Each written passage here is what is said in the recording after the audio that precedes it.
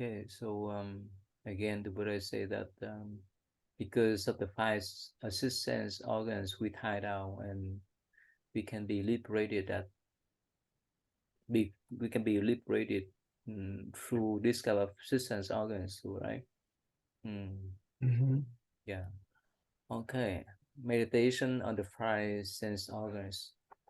Aniruddha then rose from his seat, prostrated himself with his head at the feet of the Buddha, and declared, "After I left home, I was always very fond of sleep, and the Tathagata scolded me, saying that I was like an animal."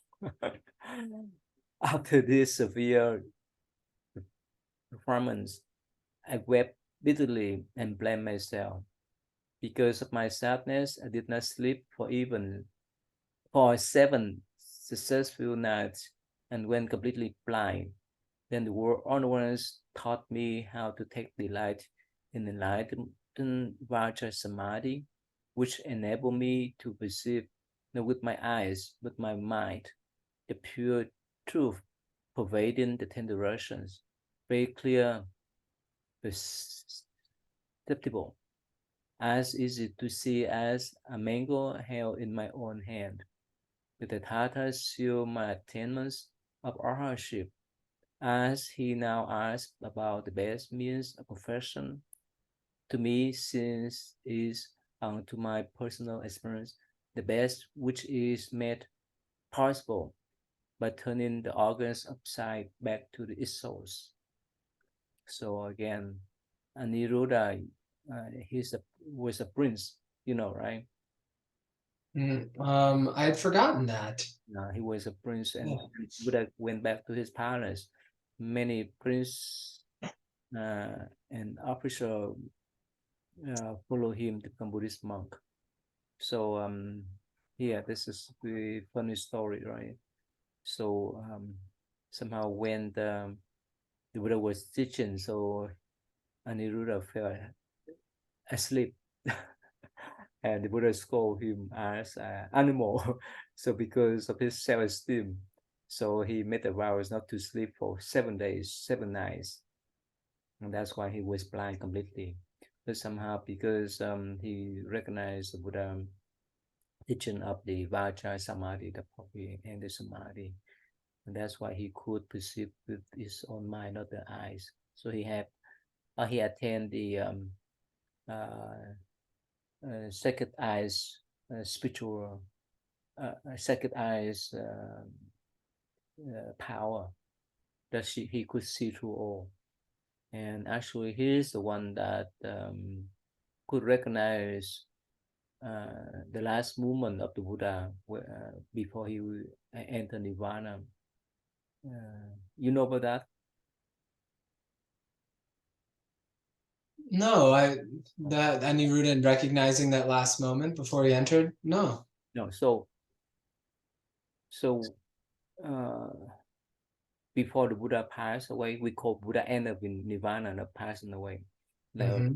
so he lied there, and when Ananda asked Vembo Aniruddha whether the Buddha entered Nirvana yet. The Buddha and Vembo Ananda say no. The Buddha just enters many stages of samadhi or meditation state of mind from from the first level up to the highest level, and he went into those kind of samadhi and went back in and out a couple of times. So when Aniruddha say, well, Buddha just entered that type of samadhi, and now he got out of that type of samadhi, and now he entered finally nirvana state of mind. See, basically, only not only him, but of course all arhat could recognize the samadhi or meditative state of mind of Buddha before the Buddha entered nirvana. Not a common people, but because of his second eyes, he could see that. Because they attend enlightenment as an arhat. So being blind doesn't mean that they cannot practice, right? Yeah. Mm. Okay. Yeah, please. Sudrapantaka then rose from his seat, prostrated himself with his head at the feet of the Buddha, and declared, I did not know much about the Dharma for want of reading and reciting the scriptures. When I first met the Buddha, I heard of the Dharma and then left home. I tried to memorize a line of his gatha, but failed for 100 days, because as soon as I could retain its first words, I forgot the last ones. And when I could remember the last words, I forgot the first ones.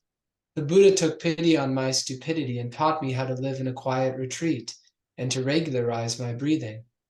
At the time, I looked exhaustively into each in and out breath and realized that it is rise, stay, change, and end, but that its rise, stay, change, and end lasted only an instant. Thereby my mind became clear and unhindered until I stepped out of the stream of transmigration and finally attained arhatship. I came to stay with the Buddha who sealed my realization of the state beyond study. As he now asks about the best means of perfection, to me breathing is the best according to my personal experience, and turning the breath back to the condition of nothingness. Yeah, I was wondering if there would be one like this, because breathing is the most common entry point taught nowadays. And that's the one I was instructed with. And yeah, instead of taking the path of learning the sutras through memorization, the Buddha recommended to him to follow the breathing until he could see that it was back to the condition of nothingness, so that allowing the mind to stop making distinctions. I think in a lot of people's experience, including mine, the breath is a good phenomenon to guide us to a quieter mind. And I think even on enlightenment, I think the Buddha was following his breaths when he attained enlightenment. Wasn't it like Venus was rising in the horizon and the Buddha was counting his breaths when his mind like burst into full enlightenment? No, it is um, his meditative state of mind is much profound. For Mm-hmm. how the breath is just the course, or Yeah. the initial step to control the mind. So he's been controlling transform his mind so many years skillfully already. Mm-hmm. So and that's why he could look within his mind clearly. But for us, we need to count the breath because our mind is so unstable that we need to refocus us. Mm, yeah, it's really funny here, right? So he could not, Yeah. but he tried to memorize a line up here, the Buddha Gata, but he failed for 100 days. So A he little could, surprising. Yeah. yeah. So that's why somehow in Buddhism it doesn't rely upon the knowledge or the intelligence of the person. It rely upon the effort, right? The sincerity, the effort. Um, yeah, like the sixth patriarch, right? He was an educated person, but he became a patriarch because he recognized his own pure mind. Yeah. Okay. Uh, Gava Party then rose from his seat, prostrated himself with his head at the feet of the Buddha, and declared, because my verbal sin when I triple with monks in the former aeons, in every succeeding reincarnation I have been born with a mouth. That's why I choose the curve like a cow. The Tata taught me the pure and clean the doctrine of one mind, which enabled me to eliminate the conception of mind. For my entry into the state of samadhi, I looked into testing, realized that it was neither a subjective substance nor an objective things, and lived beyond the stream of transmigration, and thereby disengage myself from both in the body and the mind, in the outer universe, and was released from the three worlds of existence. I would like a bird escaping from its cage, thus avoiding impurities and defilements. With my Dharma eyes now pure and clean, I attain arahantship, and the Tathatas personally seal my realization of the stage beyond study. As the Buddha now asks about the best means of perfection, to me the turning up taste back to its knower is the best according to my personal experience. Wow. You know this kind of story? Mm-mm. You know this kind of story? No, no, Uh, Ty, I don't. the story is that so this monk somehow he had a habit of choosing his mouth, even while he was not eating. He choose Yeah, he there's what's that condition called? It's called extrapyramidal symptoms. It's a side effect of some medications where people will just yes. Huntington's disease. Oh Well, really? sometimes they'll do that too. Yeah, they'll just Yeah, have. it's pure Mhm. rare or no? Huntington's is pretty rare. Yeah, that's pretty rare. It's a genetic disorder.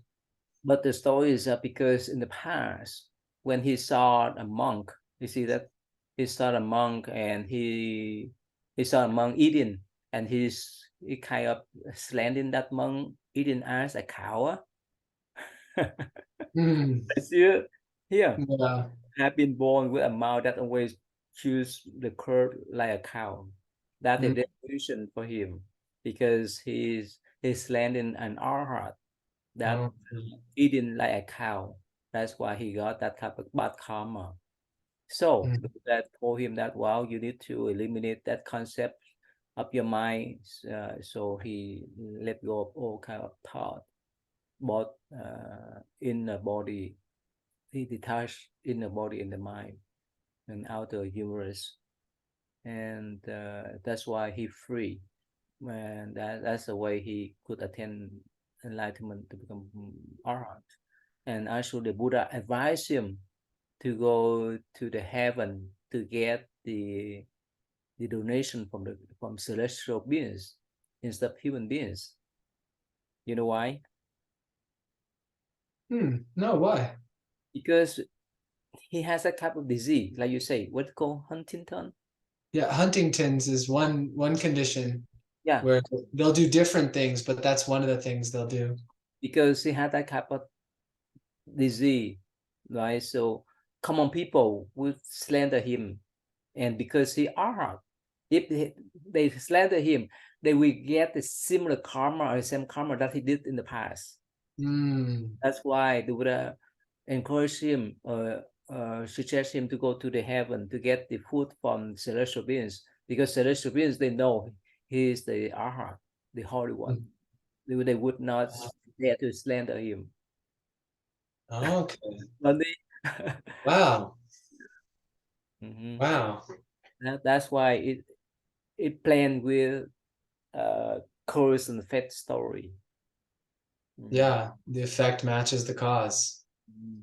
But of course, for people in the West, they would not believe that, right? They just say, "Oh, okay, just the disease, right? That cause them." But in Yeah.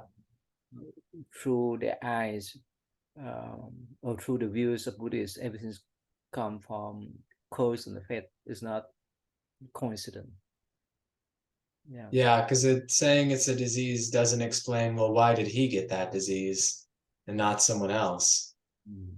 You But could, because they don't yeah, believe in the past life and the future life, right? yeah. That's why they ignore that type of moral lesson, right? Mm. Hmm. But for Buddhists, we embed with those type of moral lesson throughout 3 periods of time. Mm. Mm. Yeah, yeah, and that's why somehow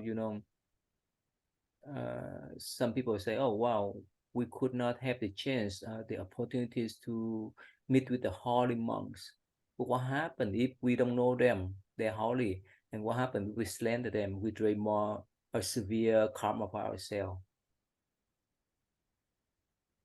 Hmm. And that's the way. That's why I say that only when you are ready, the teacher will come. And if you're not ready, Even Buddha stand in front of you, you will not recognize that. Yeah. Yeah. Okay, I yeah. went, I went to China in 6th grade on a school trip, and we visited a lot of temples with beautiful Buddha statues. But I was like 13 years old, so I didn't appreciate it like I would now. So it's a similar thing, but there are statues, right? Instead of masters. Mhm. Uh, but yeah, I can appreciate that looking back. That if I went now, I would experience that so differently. That's why, in I know you memorize the Lotus Sutra. The Buddha said that whoever just put the palm together to pay respect to the Buddha statue, the Buddhas will give a big benediction for them to become Buddha in future. Not now, but they have good there, right? Hmm. Anyone that have that type of sincerity or respect, uh, that has come from their good heart. They come Yeah. um, We gave we I remember offering incense at one of the temples there, and then it was like in 8th grade, 2 years later, when I got my first book on Zen from a library. So maybe there's some connection there. yeah, please go ahead. Pilindavatsa then rose from his seat, prostrated himself with his head at the feet of the Buddha, and declared, "When I first followed the Buddha to enter upon the path, very often I heard the Tathagata speak about the worldly, which could not give joy and happiness. One day I went to town to beg for food, and as I was thinking about his teaching, I stepped inadvertently on a poisonous thorn that pierced my foot and caused me to feel pain all over my body. I thought of my body, which knew and felt this great pain. Although there was this feeling, I looked into my pure and clean mind, which no pain could affect. I also thought, how can this one body of mine have two sorts of feeling? And after a short mental concentration on this, all of a sudden my body and mind seemed to be non existent. And 3 weeks later, I achieved the stage beyond the stream of transmigration and thereby attained arhatship.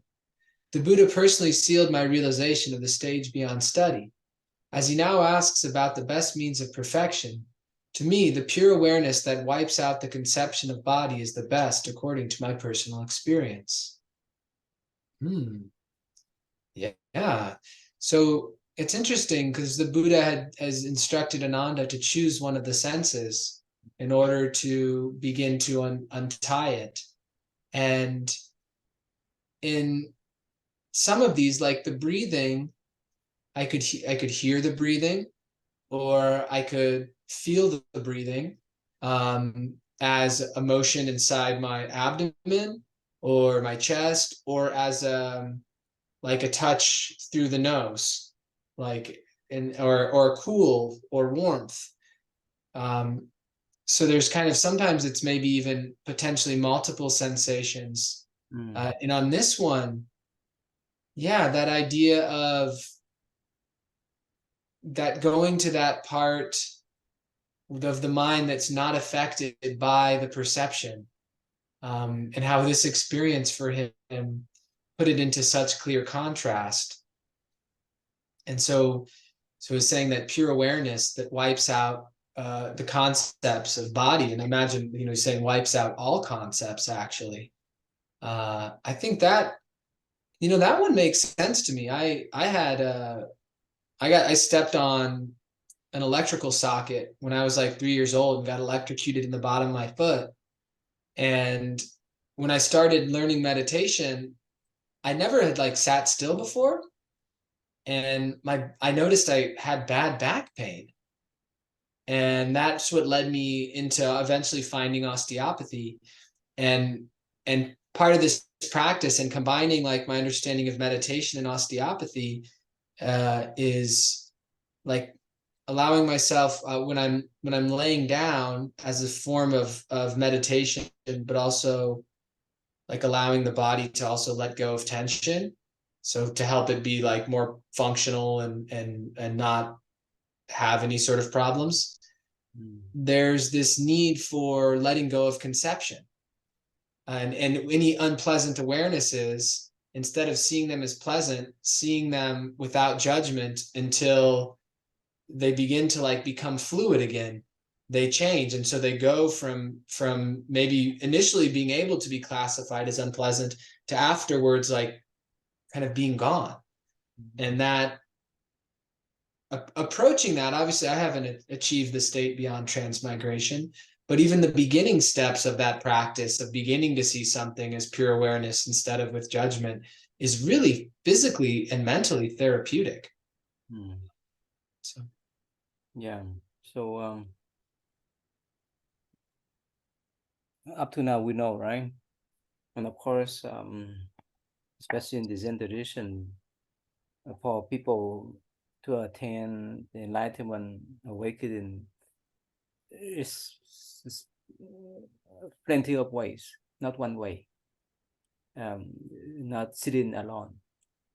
Uh, mm-hmm. so for this monk, he just stepped on the poisonous throne. He attended enlightenment. For common people, they will not recognize that. Yeah, it's, Mm.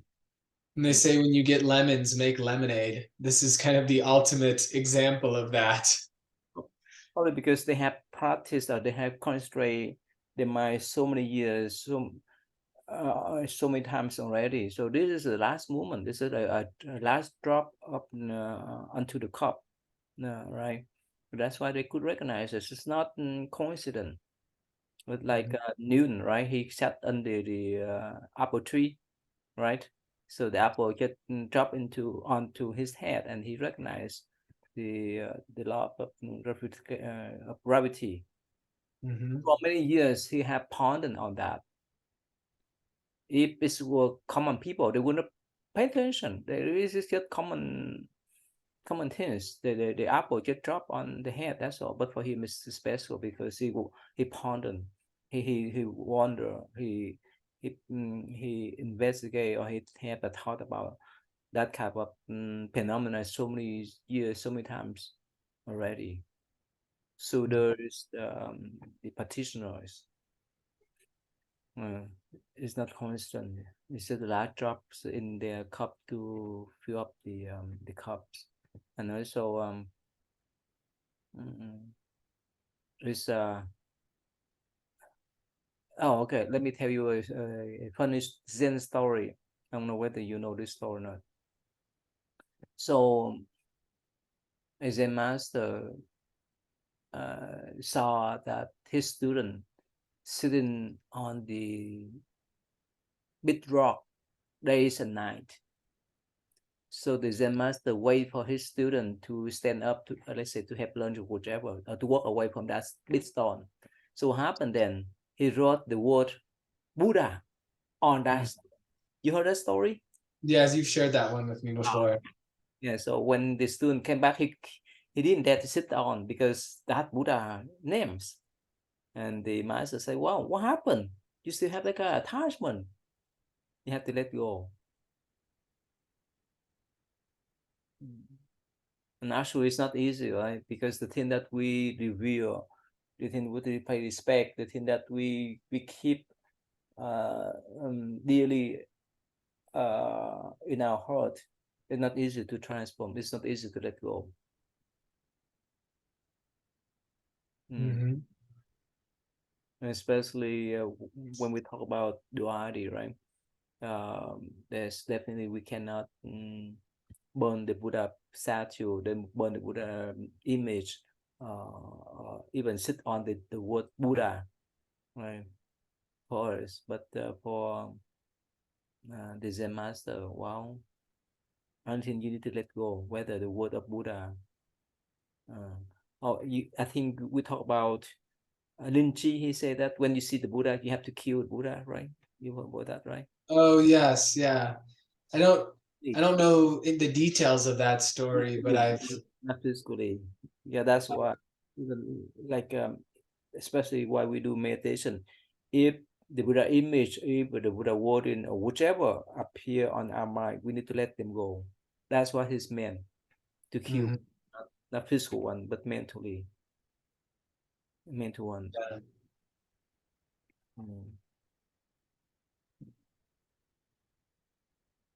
Okay, yeah, please. Subhuti then rose from his seat, prostrated himself with his head at the feet of the Buddha, and declared, "As my mind was already free from all hindrances in former eons, I can now remember my previous reincarnations as countless as the sands in the Ganges. Even when I was a fetus in my mother's womb, I had already awakened to the condition of still voidness, which subsequently expanded to fill all the 10 directions, and which enabled me to teach living beings how to awaken to their absolute nature. Thanks to the Tathagata, I realized the absolute voidness of self-natured awareness, and with the perfection of my immaterial nature, I attained arhatship, thereby entering suddenly into the Tathagata's precious brightness, which was as immense as space and the ocean, wherein I partially achieved Buddha knowledge. The Buddha sealed my attainment of the stage beyond study. I am therefore regarded as the foremost disciple because of my understanding of immaterial self-nature. As the Buddha now asks about the best means of perfection according to my personal experience, the best consists in perceiving the unreality of all phenomena with the elimination of even this unreality in order to reduce all things to nothingness. So I think it's been a while since I've read the full text of the Prajnaparamita, but I think the Buddha is speaking to Subhuti in the Prajnaparamita, and it makes sense given what Subhuti is explaining now. Very impressive that, right, he can remember already having awakened to the condition of still voidness as a fetus. That's fantastic. That And this is, this is at the heart of Zen practice too, what Subhuti is talking about, the seeing the unreality of all phenomena, but not being attached to the idea of unreality. So basically, yeah, ceasing to grasp at the distinctions the mind makes, and something, you know, I could think I could say like a different experiences emerges when we stop grasping at that, and the self nature that's void shines forth. And so I think though for this as a beginning practice, if we compare it to a practice of like the breathing seems to be something a little more actionable. In the beginning, something like this could be quite confusing. Like, how would I perceive the unreality of all phenomena? I think I could contemplate it, like in the beginning. Now, maybe I could see a way to practice this, but in the very beginning, it would probably stress me out. But Subhuti's speaking from a very high level of attainment. Yeah, that's why this sutra is called the 4 places of mindfulness practices. You heard about that? So this is 4 levels. For first, you focus This, your mind on the body. like the Satipatthana. Um, Mm-hmm. yeah, first of all, this was body including the breath. And the Mm-hmm. next level is the feeling. And the third level is the mind. And the last level, I think, just him, the phenomena. Yeah. Have to go step by step. We cannot jump. Yeah, because if we still stuck with our body, attachment to our body, there's no way for us to move on. Mm-hmm. And if we could not refocus our mind, we could not purify our mind, there's no way for us to have those kind of pure contemplation, recognition, awareness. That's why in the Theravada tradition, they really focus on those couple of steps. Okay, this is harder things. Let's see. Yeah. Meditation on the sixth consciousness. Shariputra then rose from his seat, prostrated himself with his head at the feet of Buddha, and declared, in former aeons, the sight perception of my mind was already pure and clean, and in my subsequent incarnations, as countless as sense in recurrence, I could see without hindrance through all things, either on a worldly or mundane plane. One day, I met on the road the two brothers Kashyapa, who were both preaching the doctrine of causality. And after listening to them, my mind awakened to the truth and thereby became extensive and boundless. Then they left home to follow Buddha and achieved the perfect sight perception, thereby acquiring fearlessness, attain arahantship, and qualifying as the Buddha eldest son, born from the Buddha mouth and by transmission of the Dharma. As Buddha now asks about the best means of perfection, according to my personal experience, the best consists in realizing the most illuminating knowledge by means of the mind's radiant sight perception. Um, so he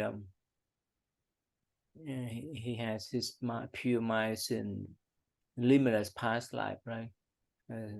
It's just not constant. That's why this lifetime is just the last drop in his cup to become a heart. And he said that he met two brothers of Kashipa who talk about the doctrine of causality. And here somehow I wonder, probably this one is the Mahayana elaboration of Shariputra life.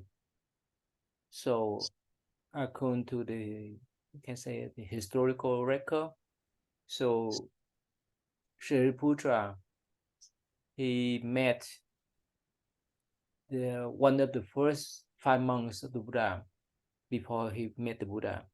So that monk, I think his name was Ashenja. So that monk, actually, Shariputra, he asked, actually, at first, Shariputra so admired with the deportment, with the wholesome deportment of that monk. And Shariputra approached him and asked, who is your teacher? Are you the teacher or who is your teacher? So this monk, the first 5 monks of the Buddha, after Buddha attained enlightenment, so this monk said, well, I am a student of Buddha. And Sri Buddha inquired about the Buddha teaching. You heard about that verses? You know about that background? I don't think so. So this monk, Ashenja, he spoke the verse. Basically, he said that everything's come from the cause and effect, or what it relate to here, the causality. Things appear because the condition, things disappear because of condition. At that moment, Sri Putra, he recognized, actually he attained the first arahantship. So he rushed back to see his friends, Mongoliana, and invite him to go to see the Buddha. So after he went to see the Buddha, within the first week, both of them attend arahantship. So I don't know whether this one is the elaboration of the Mahayana Buddhist about this type of story. I don't know. Okay, because the two brothers Kashyapa, that's different than Asenja. China, but Yeah. the same doctrine, the doctrine of causality, doctrine Yeah. of the same. Now, relate to Shashiputra and Mongolia, you know that we will have Parent Appreciation Day September the 3rd, right? Yes. And you know the roots of the original story of Mongolia, right? Oh, I should. I'm sure I've heard it before. Um, didn't in a previous life, okay, there's a story about someone in a previous life who like wasn't kind to their parents. No, Actually, I'm not sure. I'm not sure what that is. actually, the mother of Mongolia during this present life somehow she she didn't believe in the Jibber Jews. So somehow she tricked many Buddhist monks too, as including the holy monks, and instead of giving them the proper food, proper donation, she would chase them away. She would scold them. She would replace with the bad food, spoiled food, and so forth and so forth. That's why after she passed away, she was born as the hungry ghost. And Mongarayana, he recognized after he attained enlightenment, become arhat. He recognized the bad deed, the severe bad deed that his mom had done. That's why she ended up in the hungry god realms. So he used his sacred palm to give her rice. When he gave her a bowl of rice, and she put the rice into the mouth, the mouth turned to the coal that burned her throat. You know that story, right? Yeah. So basically he could not rescue his mom. That's why he went back to see the Buddha and ask for help. So Buddha say, well, your mom you alone cannot help your mom because your mom karma is so heavy. So you need to seek the help from other holy monks to pray for your mom. And so he did. So that's why she could be reborn in the heaven. So in similar way, talk about Shariputra. So according to the Theravada or the Pali Kenyans, there's one story that one night, somehow Shariputra heard the crying word, and he recognizes some kind of some ghost that cry for help. And that ghost said that I was your mother's in the past 5 lifetimes. Now, because of my bad karma, that's why I end up in the hungry ghost realm. Please rescue me. Please help me. So again, he went back to ask Buddha teaching, and Buddha also provide that type of guidance in similar way as the way that Buddha gave the instruction to Mongarayana. And later on, that's Sariputra mom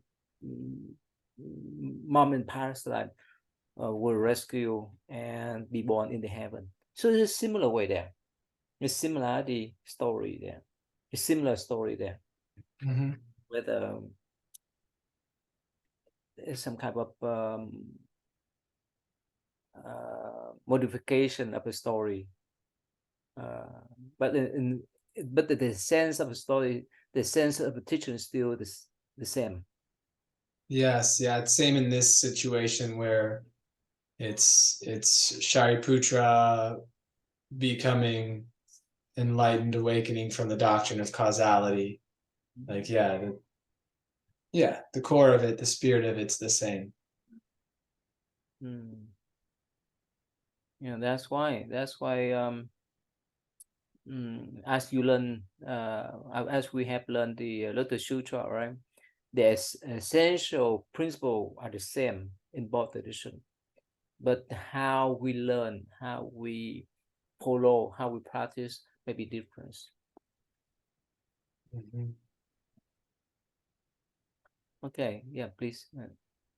Samantabhadra Bodhisattva then rose from his seat, prostrated himself with his head at the feet of the Buddha, and declared, I was already a son of the Dharma king when formerly I was with the Tathagatas, who were countless as the sands in the Ganges. All the Buddhas in the 10 directions who teach their disciples to plant bodhisattva roots urge them to practice Samantabhadra's deeds, which are called after my name. World honored one, I always use my mind to listen in order to distinguish the variety of views held by living beings.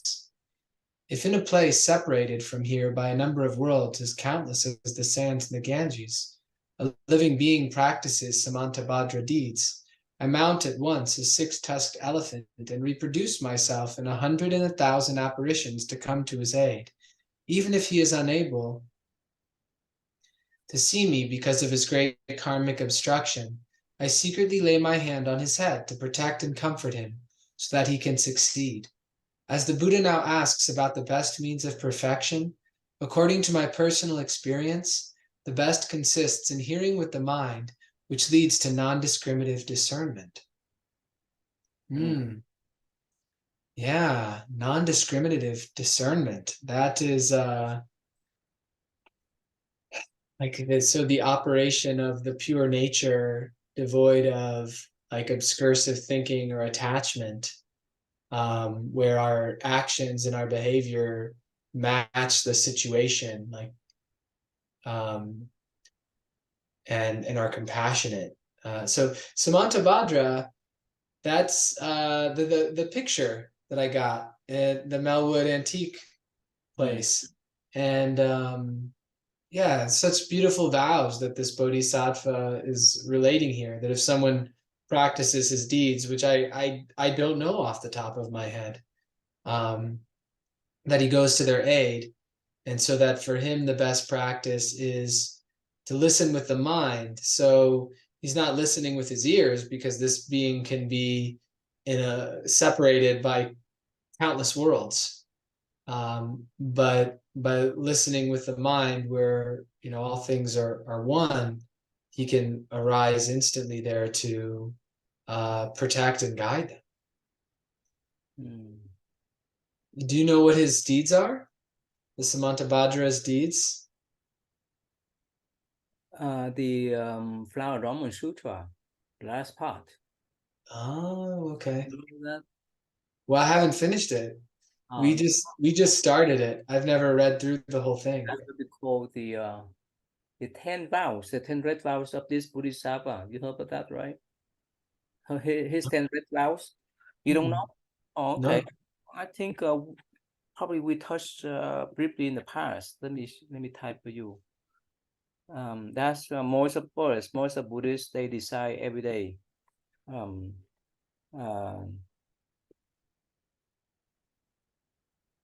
Are these like the 10 good deeds? No, not 10 good deeds. That's different. What they call. Let me share with you the screen.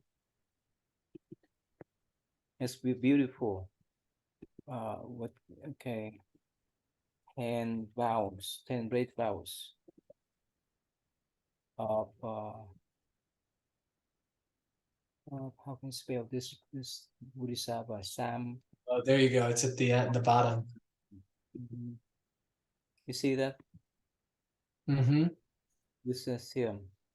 Yeah, the Sutra, meditation of Buddhism, and okay. Here, I think I have the PDF file. You can read file of this Bodhisattva.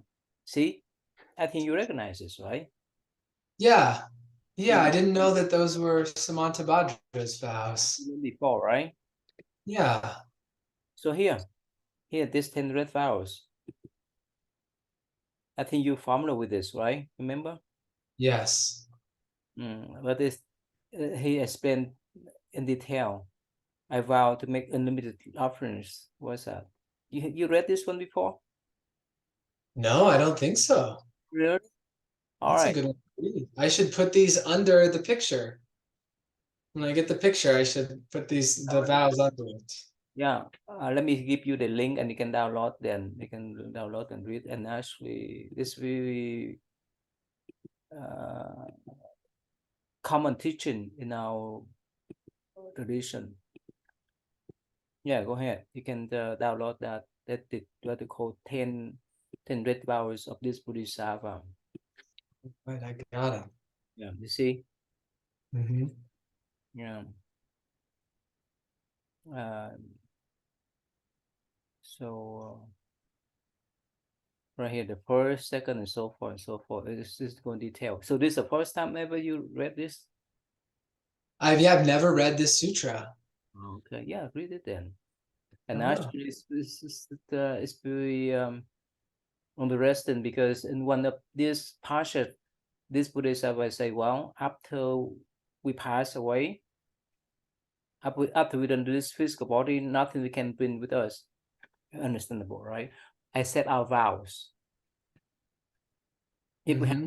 make the red vows, proper vows, especially to help others or to attain enlightenment, those vows will follow us forever. Those Mm-hmm. vows will shape us, will guide us to the future destination. So basically, we have two choices. Either let our karma lead us. That's first choice, right? Whichever Mm-hmm. comes great, we follow that type of karma. That's one choice. That's probably 99% of people. And also 1% of people, like if we learn sutra, if we understand more about this kind of teaching, this Buddhist will say, well, if you make the strong vows, if you make proper vows, if you have made the great vows to become Buddhas, to rescue beings, those couple of vows will lead you to the unsurpassed way. That's mean to become Buddha in future. Nothing else. Mm-hmm. That's why I encourage the Buddhist people that you need to make some kind of vows, small, little vows, medium-sized vows, and great vows. Because like during the day, right, we will wake up. If we don't have anything in our mind, we go to do the routine work, right? But if we make the vow, so tomorrow I go to see doctor, tomorrow I go downtown to help people and so forth. So we steer the course of our day to that direction. So there's the Mm-hmm. hmm, Yeah. yeah, just read that then. Okay. Oh yeah, I will. I will. I feel like tattoo would be a really good way to like keep a vow alive, you know? Because then you never forget it. If you got distracted, you're gonna see it in the mirror every day. Mm. Okay, so let me stop here.